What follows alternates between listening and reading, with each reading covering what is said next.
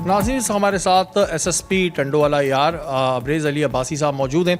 अभी इन्हें चार्ज संभाले हुए यहाँ पे 6 से 7 महीने हुए हैं। टंडोवाला यार की इस वक्त क्या सूरत हाल है, ये इनसे जानेंगे। अबरेज़ भाई, ये बताइएगा कि अभी 6 से 7 महीने आपको हुए हैं, तो जब आपने चार्ज संभाला तो किन चीज़ों पर पहला फोकस था कि इन चीज़ों को ख़त्म करना है? बिस्मिल्लाहिर्रहमानिर्रहीम। जैसे कि आपको पता है कि क्राइम तो हमारा प्राइम रिस्पॉन्सिबिलिटी भी है, फोकस भी रहता है, लेकिन यहाँ पर जो रीजन है हैदराबाद रीजन, जिसमें टंडोवाला यार एक ज़िला है, इसमें ज़्यादातर जो हमारा गुटखा, मेनपुरी और जो इस तरह के ड्रग्स के जो रिलेटेड इश्यूज़ थे वो बहुत ज़्यादा रैम्पेंट थे। तो हमने आते साथ ही ये कोशिश की, क्योंकि आपको जैसे पता है कि पहले वाली जो आईजी साहब की टास्क फोर्स थी उसमें भी मैं मेंबर था, और जो अब वाली टास्क फोर्स है उसमें भी मैं इंसिडेंटली मेंबर हूँ। सो हमने सबसे पहले अपनी कमर कस ली कि हमने जी उनके खिलाफ जो एक्शन करना है, और एक्शन सवाब समझ के करना है। अच्छा अबरेज़ भाई, ये एडवांटेज होता है आप लोगों को कि अगर हम पहले की बात करते हैं, कराची शहर की बात करते हैं, तो आप एसएसपी इन्वेस्टिगेशन साउथ थे। यहाँ पर इन्वेस्टिगेशन भी आपके पास है, ऑपरेशन भी आपके पास है, इससे कुछ बेनिफिट होता है? जी, मैं कहता हूँ कि आपके तवस्सुत से मैं बताता चलूँ कि मुझे लगता है कि शायद जो मेरा टेन्योर रहा है एसएसपी इन्वेस्टिगेशन कुरंगी का और साउथ का, मुझे उससे बेपनाह फ़ायदा हुआ है। और जो भी किसी डिस्ट्रिक्ट की कमांड लेने जाता है, मेरा मशवरा भी सीनियर कमांड को यही होगा, एडवाइस भी यही होगी कि at least make them work for like 1 year और 2 ईयर्स इन इन्वेस्टिगेशन।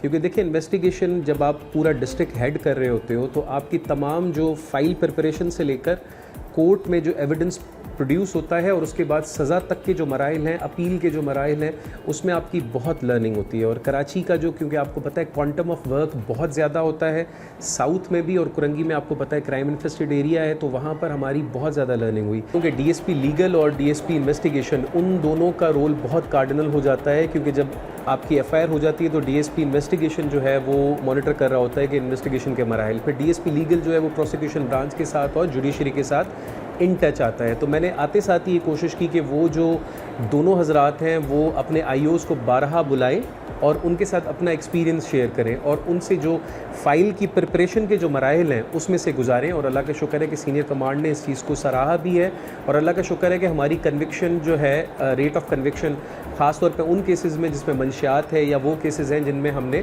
पुलिस की अपनी कार्रवाई होती है, उसमें हमारी काफ़ी बेहतर है। अच्छा, ये तो चलें जी, मंशियात की बात हो गई, और काफ़ी हमने ऐसे केसेस भी देखे हैं जो आपने सॉल्व किए, जो आपकी रिपोर्ट भी बता रही है। एक बड़ा मसला अंदरूनी सिंध में हम देखते हैं कि ख़वातीन के साथ अक्सर ज़ाती होती है, तशद्दुद के वाक़यात होते हैं, बच्चों के साथ ज़ाती के वाक़यात हो जाते हैं। इसके ऊपर आपने क्या प्लान किया है? वुमेन प्रोटेक्शन की अगर हम बात करें, वुमेन एम्पावरमेंट की हम बात करें, तो इस पर आपने क्या किया?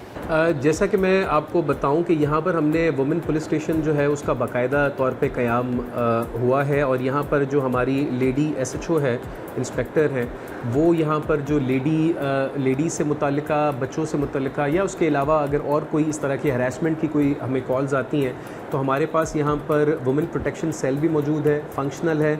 उनकी जो इंचार्ज है वो भी हमारी लेडी ऑफिसर हैं, वो भी इंस्पेक्टर रैंक की हैं। इसके अलावा मैं आपको बताऊं कि मुझे बताते हुए खुशी भी हो रही है कि हमने अपने ज़िले की जो एसएसपी ऑफिस की रीडर साहिबा हैं, वो भी हमने एक लेडी सब इंस्पेक्टर को हमने चूज़ किया है, ताकि उनको एक सेंस ऑफ अपनी एम्पावरमेंट हो। क्योंकि देखिए, हमारी जो पुलिस फोर्स में जो ख़वातीन होती हैं, नॉर्मली ये बिलीव किया जाता है कि या तो उनको काम करने का शौक़ नहीं होता, या ये भी माना जाता है कि they are not competent enough. So इस असर को ज़ाइल करने के लिए मेरे ऑफ़िस की जो रीडर है, she is a lady, and माशाल्लाह बहुत अच्छा काम चल रहा है। इसके अलावा जो मैंने आपको बताया कि वुमेन प्रोटेक्शन सेल हमारा बिल्कुल फंक्शनल है। हमारी जो पीए हैं, जो कि हमारे एसीआर्स और बाकी सारी देख रही होती हैं, वो भी हमारी एक लेडी हैं। तो हमने कोशिश किया है कि इनको हम लोग एम्पावर करें, और लोगों को भी हमने ये मैसेज कन्वे करवाया है कि आप लोग ज़्यादा से ज़्यादा थानों का, ऑफिस का विज़िट करें, वुमेन पुलिस स्टेशन जाएं, ताकि आपके मसलों को हम एड्रेस कर सकें। बिल्कुल जी, ये बड़ी इंपॉर्टेंट चीज़ होती है। सवाल करने का मकसद भी ये था कि हमारे यहाँ अक्सर कुछ और पोर्ट्रे किया जाता है। बहुत सारे बड़े फोरम्स पे मैं देखता हूँ कि ऐसा पोर्ट्रे किया जाता है कि जी ख़वातीन के साथ बहुत ज़ाती हो रही है, उन्हें कहीं आगे नहीं आने दिया जाता। स्पेशली अंदरूनी सिंध की अगर मैं बात करता हूँ, तो ठीक है, ज़ाती तो हो रही होती है जहाँ पर, तो वहाँ पर उसका एक्शन भी होता है। और एम्पावरमेंट की अगर हम बात करें तो अब वो दौर नहीं रहा है। तो इस वजह से ये सवाल मैंने किया था, ताकि हम अपना जो हमें हमारा एक इमेज गलत पोर्ट्रे किया जाता है वो पब्लिक के सामने आने लगे। क्या मैसेज देना चाहेंगे अब्रेज़ भाई, ख़ास तौर पे यंगस्टर्स को? ड्रग्स में आजकल यंगस्टर्स पढ़ने लगे हैं, कुछ लोग फैशन के तौर पे लेते हैं, कुछ कहते हैं जी डिप्रेशन दूर होता है, जबकि ये तबाही की तरफ लेके जाता है। मैं आपको ये बताता चलूँ, आपके चैनल के तवज्जुद से मेरा मैसेज यंगस्टर्स को तो यही होगा कि कितनी भी ड्रग्स को ग्लैमराइज़ करके क्यों ना दिखाया गया हो, मुख्तलिफ मीडिया के चैनल्स के थ्रू, मूवीज़ के थ्रू, ड्रामास के थ्रू, खुदारा इस चीज़ से बचें। मैंने हॉस्पिटल्स को विज़िट किए हैं, मैंने उन सर्वाइवर्स से खुद बात की है, मैंने उनके घरों को तबाह होते हुए देखा है, मैंने यंगस्टर्स को मरते हुए देखा है, उनके वालिदैन को सिसकियाँ आहें भरते हुए देखा है।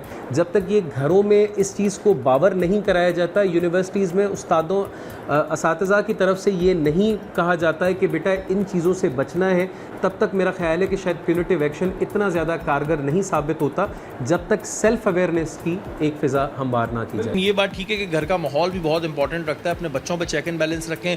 हर चीज़ हम ये नहीं डाल सकते कि जी हुकूमत की ज़िम्मेदारी, कुछ ज़िम्मेदारी हमारी अपनी भी होती है। बहुत शुक्रिया, थैंक यू सो मच।